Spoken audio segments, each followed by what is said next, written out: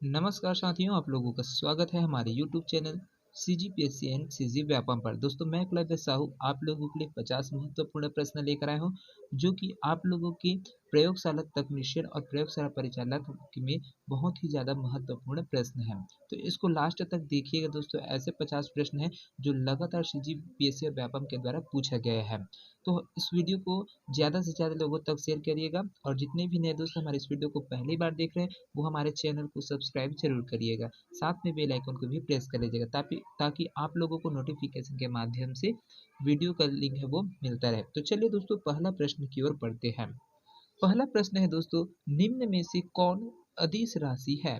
वेग, बल, ऊर्जा, चुंबकीय क्षेत्र। इसका करेक्ट आंसर हो जाएगा दोस्तों आपका ऑप्शन सी बिल्कुल सही हो जाएगा। ऊर्जा एक प्रकार से अदिश राशि है, बाकी वेग, बल और चुंबकीय क्षेत्र सदिश राशियां है। चलिए अगला प्रश्न की ओर बढ़ते हैं। अगला प्रश्न है आपका यहाँ पर, सीजीएस प्रणाली में समय को मापा जाता है घंटा में, मिनट में, सेकंड में, मिली सेकंड में, नैनो सेकंड में। तो इसका करेक्ट आंसर हो जाएगा दोस्तों आपका ऑप्शन सी बिल्कुल सही हो जाएगा। यहाँ पर जो समय है उसको, जो सीजीएस प्रणाली में समय को सेकंड से मापा जाता है। साथ में आपका जो लंबाई होता है उसको सेंटीमीटर में मापा जाता है, द्रव्यमान है उसको ग्राम में मापा जाता है, और साथ में आपका जो समय है उसको सेकंड में मापा जाता है ना, सीजीएस प्रणाली में। तो इसको ध्यान में रखिएगा, बहुत ही महत्वपूर्ण प्रश्न है। चलिए अगला प्रश्न की ओर बढ़ते हैं। अगला प्रश्न है आपका यहाँ पर देखिए, निम्नलिखित में से कौन सा सदिश नहीं है? सदिश राशि नहीं है दोस्तों। बल, संवेग, ऊर्जा, वेग। तो यहाँ पर इसका करेक्ट आंसर हो जाएगा दोस्तों आपका ऑप्शन सी है ये, जो एक प्रकार से सदिश राशि नहीं। यहाँ पर ऊर्जा क्या है, एक प्रकार का अदिश राशि है, लेकिन बल, संवेग और वेग ये क्या है, सदिश राशियां है। सदिश राशि होता क्या चीज है दोस्तों? तो जिस भौतिक राशि में परिमाण और दिशा है ना दोनों होता है वह सदिश राशि कहलाता है। यहाँ पर परिमाण भी रहना चाहिए और दिशा भी रहना, बताने वाला डायरेक्शन बताने, उसको बोला जाता है सदिश राशि। जैसे कि वेग हो जाता है, आवेग हो जाता है, संवेग, बल, भार, त्वरण, विस्थापन, ये सभी चीज क्या है, सदिश राशियां है। चलिए अगला प्रश्न की ओर बढ़ते हैं। अगला प्रश्न यहाँ पर सूची एक को सूची दो से मिलान करना है ना। सूची एक दो है उसको मिलान करना, नीचे दिए गए कोड से उत्तर देना है। तो भौतिक राशियां दी है और उसका इकाई माप दिया है, वह उस चीज को देखेंगे। तो यहाँ पर देखिए जो शक्ति है उसका जो ऑप्शन आ जाएगा, शक्ति है इसका जो माप है, इकाई है, वो क्या हो जाता है, वाट हो जाता है। और आपका ताप है उसका कैलोरी में इसको मापा जाता है, और बल का आपका न्यूटन में आ जाता है। चलिए अगला प्रश्न की ओर बढ़ते हैं। जितने भी दोस्त हमारे इस वीडियो को देख रहे होंगे दोस्तों, हमारे टेलीग्राम के साथ जरूर जुड़िएगा। आपको वहां पर इसका पीडीएफ है वो मिल जाएगा, और आप इस क्वेश्चन को नोट्स बनाकर रख सकते हैं। तो चलिए पांचवा नंबर का प्रश्न बोलते हैं, एक माइक्रोन निम्नलिखित में से किसके बराबर होता है? तो यहाँ पर इसका करेक्ट आंसर हो जाएगा तो एक भाग का 1000वां भाग होता है, 1/1000 मिलीमीटर होता है ना। ये एक माइक्रोन का होता है, बराबर होता है। चलिए अगला प्रश्न की ओर बढ़ते हैं। अगला प्रश्न है छठा नंबर का। यहाँ पर देखिए, निम्नलिखित में से कौन सी मूल भौतिक राशि है? बल, वेग, विद्युत धारा, कार्य। तो यहाँ पर जो मूल भौतिक राशि है दोस्तों वो क्या हो जाएगा, आपका ऑप्शन सी है बिल्कुल सही हो जाएगा, विद्युत धारा है ना। विद्युत धारा क्या है, मूल रूप से क्या है, भौतिक राशि है, क्योंकि मूल भौतिक राशि अपनी उत्पत्ति के लिए किसी पर भी क्या होता है, निर्भर नहीं रहता है। विद्युत धारा एक प्रकार से क्या है, स्वतंत्र हो है ना, स्वतंत्र रूप से उत्पन्न होते, इस कारण से इसको मूल भौतिक राशि माना गया है।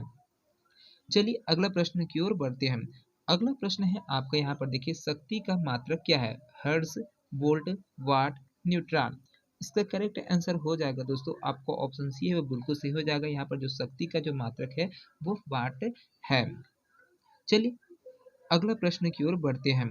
अगला प्रश्न है आठवां नंबर का। यहाँ पर 1 नैनोमीटर बराबर है 10⁻⁹ मीटर, 10⁻⁶ मीटर, 10⁻⁻10 मीटर, 10⁻³ मीटर।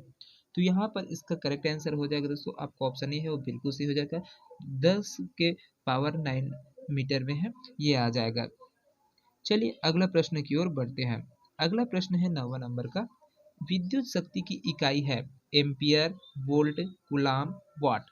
इसका करेक्ट आंसर हो जाएगा दोस्तों आपको ऑप्शन डी है वो बिल्कुल सही हो जाएगा। जो विद्युत शक्ति है उसकी इकाई होती है उसको वाट है कहा जाता है, क्योंकि जो आपका एम्पियर है वो विद्युत धारा की वोल्ट को विभवांतर की जो कूलाम है उसको विद्युत आवेश में चेंज कर देता है, तथा वाट विद्युत शक्ति का क्या होता है, मात्रक होता है ना। तो इसको ध्यान में रखिएगा, बहुत ही महत्वपूर्ण है। चलिए अगला प्रश्न की ओर बढ़ते हैं। अगला प्रश्न है 10वां नंबर का, एम्पियर मापने की इकाई है वोल्टेज, विद्युत धारा, प्रतिरोध, पावर। तो इसका करेक्ट आंसर क्या हो जाएगा? एम्पियर को किस में मापते हैं? तो ऑप्शन बी आपका बिल्कुल सही हो जाएगा, विद्युत धारा में, क्योंकि जो वोल्टेज है विद्युत विभाजन मापने की इकाई है और विद्युत धारा की इकाई क्या है? एम्पियर है। और प्रतिरोधक को ओम से मापा जाता है। यहाँ पर जो प्रतिरोधक है तो उसको ओम से क्या है वो मापा जाता है। ये प्रतिरोधक है उसको ओम से मापा जाता है ना, तो इसको ध्यान में रखिएगा, बहुत ही महत्वपूर्ण प्रश्न है। चलिए अगला प्रश्न की ओर बढ़ते हैं। अगला प्रश्न है आपका, बल का मात्रक है। तो बल का मात्रक क्या है दोस्तों? Faraday, Fermi, Newton, Rutherford. इसका करेक्ट आंसर हो जाएगा दोस्तों आपका ऑप्शन सी है, बिल्कुल से हो जाएगा। बल का जो ऐसा मात्रक है वो न्यूटन होता है। और सीजीएस मात्रक इसका डाइन होता है। सीजीएस पद्धति में इसका जो बल का मात्रक हो जाएगा डाइन, और एसआई पद्धति में आपका न्यूटन है। चलिए अगला प्रश्न की ओर बढ़ते हैं। अगला प्रश्न है आपका यहाँ पर, क्यूसेक में क्या मापा जाता है? जल की शुद्धता, जल की गहराई, जल का बहाव, जल की मात्रा। तो इसका करेक्ट आंसर हो जाएगा दोस्तों आपका ऑप्शन सी बिल्कुल सही हो जाएगा। जल का बहाव है वो क्यूसेक में मापा जाता है, क्योंकि ये क्यूसेक है वो जल के जो प्रवाह है उसको मापता है। चलिए अगला प्रश्न की ओर बढ़ते हैं। अगला प्रश्न है आपका 13वां नंबर का। यहाँ पर देखिए, निम्नलिखित में से कौन एक वायुमंडल के ओजोन परत की मोटाई नापने वाली इकाई है? Not, Dobson, pause, Maxwell. तो यहाँ पर इसके करेक्ट आंसर हो जाएगा दोस्तों आपका ऑप्शन बी है, वो बिल्कुल सही हो जाएगा। जो ओजोन परत की जो मोटाई है ना, उसको क्या है मापता है।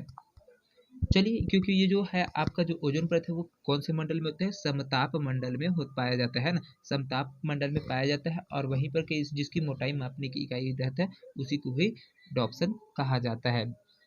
चलिए अगला प्रश्न की ओर बढ़ते हैं। अगला प्रश्न है 14 नंबर के। यहाँ पर देखिए, मेगावाट बिजली के नापने की इकाई है जो जिससे क्या होता है? उत्पादित की जाती है, उपभोग उपभोग की जाती है, बचत की जाती है, फिर ट्रांसमिशन में हासिल हो जाती है। तो इसका करेक्ट आंसर हो जाएगा दोस्तों आपको ऑप्शन ए बिल्कुल से हो जाएगा, उत्पादित की जाती है। क्योंकि किसी भी संयंत्र द्वारा क्या विद्युत उत्पादित होता है तो उसको मेगावाट से मापा जाता है।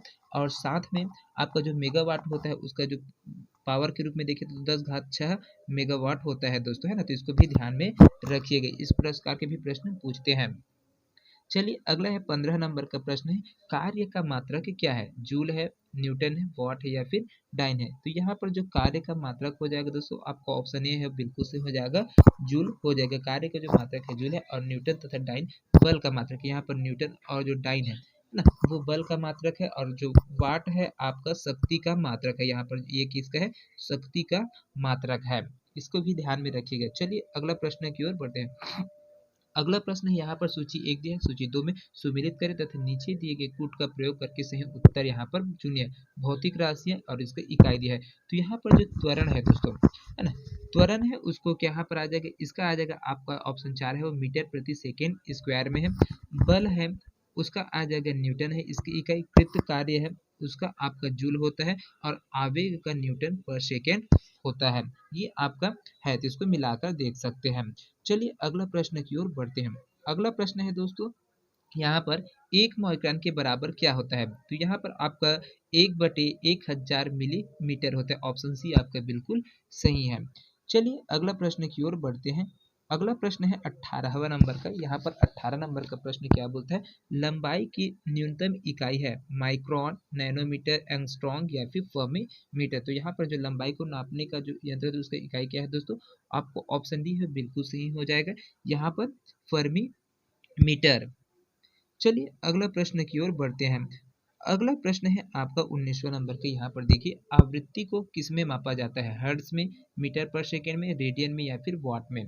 तो इसका करेक्ट आंसर क्या हो जाएगा दोस्तों? जो आवृत्ति है फ्रीक्वेंसी को नापते हैं उसको हर्ट्ज में मापा जाता है, क्योंकि आवृत्ति को हर्ट्ज में मापा जाता है। वेग है आपका, जो वेग है उसको मीटर पर सेकेंड में, और कोण है जो कोण को क्या में जाता है? रेडियन में। तथा जो शक्ति है उसको वाट में मापा जाता है, तो इसको भी ध्यान में रखिएगा। चलिए अगला प्रश्न की ओर बढ़ते हैं। अगला प्रश्न है सुमेलित करना है। यहाँ पर स्कूट दिया है उसको सुमेलित करके यहाँ पर आपको बताते जाए।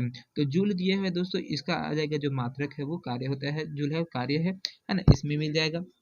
आपका एम्पियर है वो आ जाएगा, एम्पियर एक में है उसमें धारा विद्युत प्रवाह होता है तो धारा आ जाएगा। उसके बाद आपका जो वाट है ना, वाट है ये सामर्थ्य होता है, कोई भी कार्य करने की शक्ति होती है। और वोल्ट है आपका ना।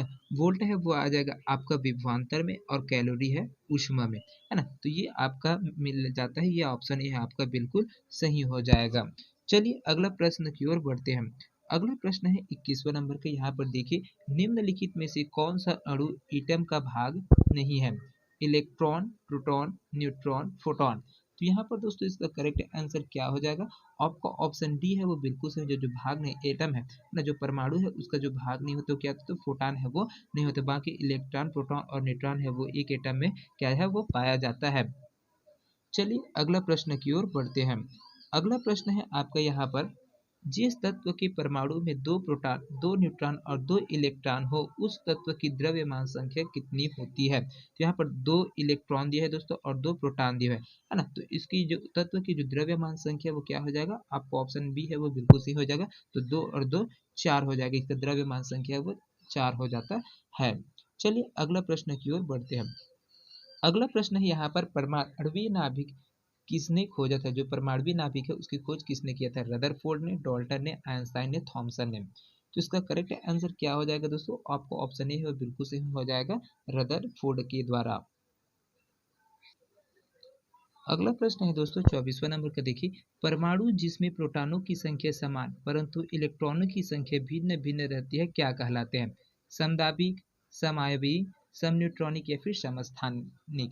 तो इसका करेक्ट आंसर क्या हो जाएगा दोस्तों? आपको ऑप्शन डी है वो बिल्कुल सही हो जाएगा। कोई भी है परमाणु है उसमें प्रोटॉनों की संख्या समान है और इलेक्ट्रॉनों की संख्या भिन्न है, तब वो क्या कहलाएंगे? समस्थानिक है वो कहलाते हैं। चलिए अगला प्रश्न की ओर बढ़ते हैं। अगला प्रश्न है यहाँ पर 25वां नंबर का प्रश्न है, एटम में न्यूट्रॉन की खोज किसने की थी? यहाँ पर जो एटम है उसमें न्यूट्रॉन की खोज किसने किया था दोस्तों? जे जे थॉमसन ने, चैडविक ने, रदरफोर्ड ने या फिर न्यूटन ने। तो इसका करेक्ट आंसर क्या हो जाएगा दोस्तों? आपको ऑप्शन बी है वो बिल्कुल सही हो जाएगा। जो न्यूट्रॉन है उसकी खोज जेम्स चैडविक ने किया था। चलिए अगला प्रश्न की ओर बढ़ते हैं। अगला प्रश्न है यहाँ पर 26वां नंबर का है, निम्नलिखित में से किसमें ऋणात्मक आवेश होता है? अल्फा किरण, अल्फा कण, बीटा कण, गामा कण। तो इसका करेक्ट आंसर हो जाएगा दोस्तों, आपको ऑप्शन सी है बिल्कुल सही हो जाएगा। जो बीटा कण है वो ऋणात्मक आवेश वाला होता है, क्योंकि अल्फा कण है उसमें क्या होता है? अल्फा कणों में आपको अल्फा क्या है वो कणों से बनी होती है जो कि धनावेशित हीलियम धन आशित रहते हैं ना, प्लस हीलियम है वो उसमें रहता है क्या है? नाभिक है ना। साथ में आपका बीटा कण होते हैं, जो बीटा कण है वो क्या होते हैं?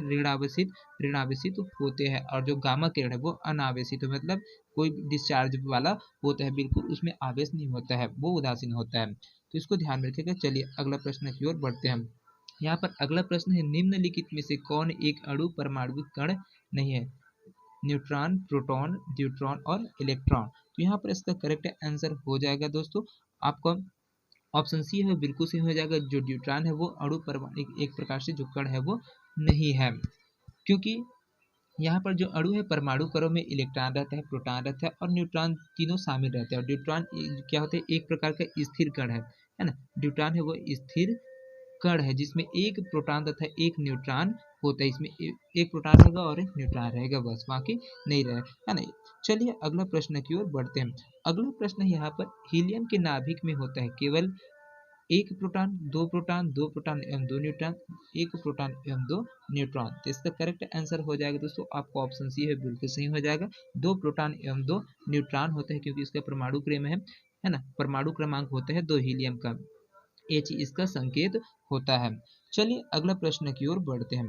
अगला प्रश्न है आपका यहाँ पर 29वां नंबर का। तो समस्थानिक कार्बन 14 संबंध है किसे से संबंधित दोस्तों? कैंसर के निदान से, पृथ्वी के आयु निर्धारण से, फॉसिल जीवाश्म के आयु निर्धारण से या फिर अनुरेखक तकनीकी से। तो यहाँ पर जो कार्बन 14 है दोस्तों, वो क्या है? जो फॉसिल्स होते हैं जीवाश्म, उसके आयु निर्धारण से संबंधित होते हैं, क्योंकि जो कार्बन डेटिंग किया जाता है उसमें रेडियोधर्मी कार्बन है, वो होता है आपका कार्बन 14, है ना। जो क्या करते हैं, इसमें अनुपात है उसको ज्ञात करके जिसकी अर्ध आयु काल निकालना है उसके लिए, है ना, उसकी आयु निर्धारित किया जाता है। तो कार्बन डेटिंग करके यहाँ पर कोई भी जीवाश्म उसके उम्र है पता किया जाता है। इस विधि में जीवाश्मों का क्या है वो जो काल विधि है उसका निर्धारण किया जाता है। चलिए अगला प्रश्न की ओर बढ़ते हैं। अगला प्रश्न है आपका, पदार्थ बहुत छोटे कणों से मिलकर बना होता है, जिसे कहते हैं परमाणु, तत्व, अणु, यौगिक। तो ये क्या हो जाएगा दोस्तों, यहाँ पर आपको ऑप्शन ए है बिल्कुल सही हो जाएगा। तो छोटे छोटे कणों से मिलकर जो बना होता है उसे क्या बोलते हैं, परमाणु कहते हैं। इसको सीजी व्यापम के द्वारा टेट 2022 के एग्जाम में पूछा गया प्रश्न है।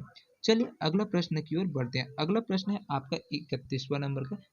न्यूक्लियॉन प्रतिनिधित्व करता है इलेक्ट्रॉन प्लस प्रोटॉन का, इलेक्ट्रॉन प्लस न्यूट्रॉन का, प्रोटॉन प्लस न्यूट्रॉन का, electron plus proton plus neutron का। तो यहाँ पर जो न्यूक्लियन है दोस्तों वो क्या हो जाएगा, आपका ऑप्शन सी है बिल्कुल सही हो जाएगा। प्रोटॉन और न्यूट्रॉन है उसका प्रतिनिधित्व करते हैं। कारण क्या है, जो प्रोटॉन और न्यूट्रॉन है वो इसको दोनों को, प्रोटॉन और न्यूट्रॉन है उसको दोनों को एक साथ में न्यूक्लियन कहा जाता है। इसलिए जो द्रव्यमान संख्या है उसको परिभाषित करते हैं, जो आपका जो एटमिक मास है उसको निकालने के लिए क्या कहते हैं, परिभाषित करते हैं। और उनके ही जो योग है उसको ही न्यूक्लियन संख्या कहा जाता है। चलिए अगला प्रश्न की ओर बढ़ते हैं। अगला प्रश्न है यहाँ पर, हाइड्रोजन परमाणु में निम्न में से कौन सी इलेक्ट्रॉन संक्रमण में सर्वाधिक ऊर्जा के मात्रा की आवश्यकता होगी। तो यहाँ पर क्या हो जाएगा दोस्तों, आपका ऑप्शन बी है वो बिल्कुल सही हो जाएगा, n बराबर 1 से n बराबर 2 में। चलिए अगला प्रश्न की ओर बढ़ते हैं। अगला प्रश्न है आपका एल्यूमिनियम एल्यूमिनियम 3+ आयन है ना, 3+ आयन है। इलेक्ट्रॉनिक विन्यास क्या हो जाएगा इसका, क्योंकि जो एल्यूमिनियम है उसका परमाणु क्रमांक 13 होता है और इसमें से जो 3 इलेक्ट्रॉन है ये डोनेट कर चुका है। तो इसमें जो इलेक्ट्रॉनों की संख्या बच जाएगा दोस्तों वो हो जाएगा आपका 2 और 8 है। इसका जो संयोजी इलेक्ट्रॉन है उसमें से 3 इलेक्ट्रॉन है वो बाह्य कक्षक से निकाल दिया गया है और साथ तो यहाँ पर 3 चार्ज इसी की वजह से लगा हुआ है ना। तो ये इसका जो परमाणु क्रमांक हो जाएगा 2 और 8 है वो हो जाता है, क्योंकि अष्टक पूर्ण हो गया है इसका। चलिए अगला प्रश्न की ओर बढ़ते हैं। अगला प्रश्न है यहाँ पर 34वां नंबर का। एक कूलाम आवेश में इलेक्ट्रॉनों की संख्या होती है, कितने होती है, 6.25 गुणा 10 का घात 18। ये आपका ऑप्शन ए है बिल्कुल सही हो जाएगा। चलिए अगला प्रश्न की ओर बढ़ते हैं। अगला प्रश्न है आपका 35वां नंबर के। यहाँ पर देखिए, लकड़ी कुचालक होता है क्योंकि उसमें बहुत मुक्त इलेक्ट्रॉन होते हैं, उसमें बहुत मुक्त प्रोटॉन होते हैं, उसमें मुक्त इलेक्ट्रॉनों की संख्या कम होती है और उपयुक्त में से कोई नहीं। तो इसका करेक्ट आंसर हो जाएगा दोस्तों आपका ऑप्शन सी बिल्कुल सही हो जाएगा, उसमें मुक्त इलेक्ट्रॉनों की संख्या बहुत कम होती है, इस वजह से जो लकड़ी है वो कुचालक होता है। चलिए अगला प्रश्न की ओर बढ़ते हैं। अगला प्रश्न है यहाँ पर, वर्ग ए बी वाला व्यक्ति किसी ऐसे व्यक्ति का रक्त ले सकता है जिसका रक्त वर्ग हो मात्र बी, मात्र ओ, मात्र ए, कोई भी वर्ग। तो यहाँ पर ए बी रक्त समूह वाला है जो दोस्तों सर्वग्राही होता है, और वो कोई भी जो रक्त समूह का वर्ग है उससे क्या है, जो ब्लड है उसको ले सकता है। इसको सीजीपीएससी के द्वारा 2003 और 2019 में पूछा गया प्रश्न है। चलिए अगला प्रश्न की ओर बढ़ते हैं। यहाँ पर अगला प्रश्न है, जब एक व्यक्ति वृद्ध होते जाता है तो सामान्यतः उसका रक्त का दाब क्या होता है, घट जाता है, बढ़ जाता है, उतना ही रहता है या फिर बदलता रहता है। तो यहाँ पर दोस्तों जो उम्र है वो कोई भी मनुष्य है वो उम्र के बढ़ते हुए उसके जो आपका वृद्धि अवस्था है ना, तो उसमें जो रक्त का दाब है वो प्रेशर है वो बढ़ते जाता है। ऑप्शन बी आपका बिल्कुल सही हो जाएगा। चलिए अगला प्रश्न की ओर बढ़ते हैं। अगला प्रश्न है आपका, रक्त समूह की खोज किसने की, अलेक्जेंडर फ्लेमिंग ने, विलियम हार्वे ने, रॉबर्ट कोच ने, कॉल लैंडस्टीनर ने। तो यहाँ पर इसका करेक्ट आंसर हो जाएगा दोस्तों आपको ऑप्शन डी है बिल्कुल सही हो जाएगा। जो कॉल लैंडस्टीनर है उनके द्वारा जो रक्त समूह है उनकी खोज है वो किया गया था। चलिए अगला प्रश्न की ओर बढ़ते हैं। 39वां नंबर का प्रश्न है यहाँ पर, तो निम्न रक्त वर्ग सर्वाधिक दाता होता है। तो सबसे ज्यादा जो डोनर ब्लड ग्रुप है दोस्तों वो कौन सा हो जाएगा, बी, ओ, ए बी। तो यहाँ पर जो सबसे ज्यादा डोनर है, जो सर्वाधिक दाता होता है वो आपको ऑप्शन बी है वो बिल्कुल ओ ब्लड ग्रुप है, वो सबसे ज्यादा दान देने वाला होता है। चलिए अगला प्रश्न की ओर बढ़ते हैं। यहाँ पर अगला प्रश्न है, हृदय में स्पंदन बनाने वाली प्रेरणा पल्स मेकिंग इम्पल्स के जानने का सही रास्ता क्या है, एस एनोड, परकिंजे तंतु। यहाँ पर तो इसका पूरा पढ़ते हुए टाइम हो जाएगा दोस्तों, तो यहाँ पर आपको डायरेक्ट आंसर बताते हैं। ऑप्शन सी है बिल्कुल सही हो जाएगा। एस एनोड में पहले जाता है, उसके बाद ए बी नोड में जाता है, उसके बाद हिल्स का बंडल है उसमें जाएगा, फिर परकिंजे तंतु में और हृदय पेशी के माध्यम से जाता है। तो ऑप्शन सी आपका बिल्कुल सही है। चलिए अगला प्रश्न की ओर बढ़ते हैं। अगला प्रश्न है यहाँ आपका 41वां नंबर का, निम्नलिखित में से कौन सा कथन सही है, रक्त ले जाने वाली धमनियों की दीवारें पतली होती है, नसें रक्त को हृदय से विभिन्न अंगों तक ले जाती है, धमनियों में रक्त का दबाव नसों की तुलना में अधिक होता है और धमनियां ऑक्सीजन रहित रक्त ले जा सकती है। तो जो स्टेटमेंट सही है दोस्तों वो बताना, तो आपका ऑप्शन ऑप्शन सी है वो बिल्कुल सही है। धमनियों में रक्त का दबाव नसों की तुलना में क्या होता है, अधिक होता है। तो ये स्टेटमेंट है बिल्कुल सही है। चलिए अगला प्रश्न की ओर बढ़ते हैं। अगला प्रश्न है 42वां नंबर के। यहाँ पर देखिए, एंटीजन एक पदार्थ है जो क्या करते हैं, हानिकारक बैक्टीरिया को नष्ट करता है, जहर सेवन के इलाज में उपयोग होता है, शरीर का तापक्रम कम करता है, या फिर एंटीबॉडीज के निर्माण को प्रेरित करता है। तो इसका कार्य क्या है जो दोस्तों, जो एंटीजन है उसका, तो ये आपको ऑप्शन डी बिल्कुल सही हो जाएगा, एंटीबॉडी के निर्माण को प्रेरित करता है। चलिए अगला प्रश्न की ओर बढ़ते हैं। अगला प्रश्न है यहाँ पर, चाय तथा कॉफी में मुख्य सक्रिय तत्व होता है, निकोटीन, कैफीन, एस्पिरिन, उपरोक्त सभी। तो इसका करेक्ट आंसर क्या हो जाएगा दोस्तों, जो जो चाय और कॉफी है उसमें जो सक्रिय तत्व है वो आपको ऑप्शन बी है बिल्कुल सही हो जाएगा, कैफीन है वो पाया जाता है। चलिए अगला प्रश्न की ओर बढ़ते हैं। अगला प्रश्न है 44वां नंबर का। यहाँ पर देखिए, पादपों में जल परिवहन को समझाने वाला सर्वाधिक मान्य सिद्धांत निम्नलिखित में से कौन सा है, जैववाद, मूलदाबवाद, भौतिकवाद, या फिर अंतःशोषणवाद। इसका करेक्ट आंसर हो जाएगा दोस्तों आपका ऑप्शन सी है बिल्कुल सही हो जाएगा, जो भौतिकवाद है वो पादपों में जल परिवहन को समझाने वाला सर्वाधिक मान्य सिद्धांत है। चलिए अगला प्रश्न की ओर बढ़ते हैं। अगला प्रश्न है यहाँ पर, मशरूम एक प्रकार से क्या है, फलदार पौधा है, फफूंद है, पौधे जिसमें हरे रंग के सूक्ष्म धागे, या फिर कवक है। तो यहाँ पर जो मशरूम है दोस्तों वो क्या हो जाएगा, एक प्रकार से आपका फंगस है। चलिए अगला प्रश्न की ओर बढ़ते हैं। अगला प्रश्न है यहाँ पर, कथन दिए स्टेटमेंट दिए उसके हिसाब से आपको आंसर है वो देना है। तो देखिए, निम्न कथनों पर विचार करना है। तो पहला कथन क्या है, ग्रीन केमिस्ट्री विषहीन अभिकारकों एवं विलायकों से संबंधित है। और दूसरा स्टेटमेंट है, ओजोन परत भूपरत से 5 से 10 किलोमीटर ऊंचाई पर निर्मित होता है। और तीसरा है, पत्तों में हरे रंग का हास फ्लोरोसिस कहलाता है। और चौथे, वायु प्रदूषण का मुख्य कारण लौह एवं इस्पात उद्योग एवं थर्मल पावर प्लांट होता है। तो यहाँ पर असत्य कथन है, कौन कौन से असत्य कथन है उसको आपको यहाँ पर जो स्टेटमेंट है उसको देखना है। तो यहाँ पर देखिए दोस्तों, जो आपका पहला है, ग्रीन केमिस्ट्री विषहीन अभिकारकों एवं विलायकों से संबंधित है, तो ये बिल्कुल सही है, यहाँ पर कोई गलत नहीं बात नहीं है। दूसरे स्टेटमेंट है, ओजोन परत पूर्व भूपरत से 5 से 10 किलोमीटर ऊंचाई पर, तो ये वाला स्टेटमेंट बिल्कुल गलत है दोस्तों, है ना, ये नहीं है। तो 16 से जो 23 है उसमें है कि बीच में यहाँ ओजोन परत है वो पाया जाता है। और पत्तों में हरे रंग का हास फ्लोरोसिस कहलाता है, तो बिल्कुल नहीं दोस्तों, यहाँ पर पत्ते में हरे रंग का उसका हाथ है वो फ्लोरोसिस नहीं कहलाता है। तो आपका दूसरा और तीसरा है वो बिल्कुल गलत हो जाता है।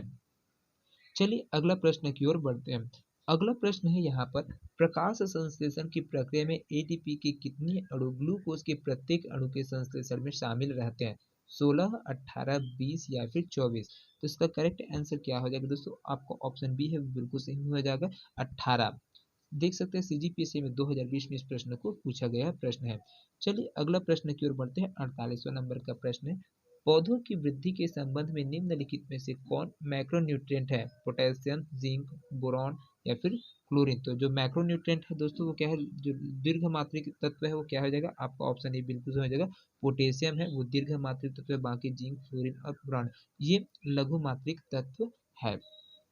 चलिए अगला प्रश्न की ओर बढ़ते हैं। अगला प्रश्न है आपका, वायुमंडल में मुक्त ऑक्सीजन आती है ऑक्साइड्स के विसरण में, पौधे द्वारा प्रकाश संश्लेषण, जलवाष्प के अपघटन से, या फिर कार्बन डाइऑक्साइड के प्राकृतिक अपघटन से।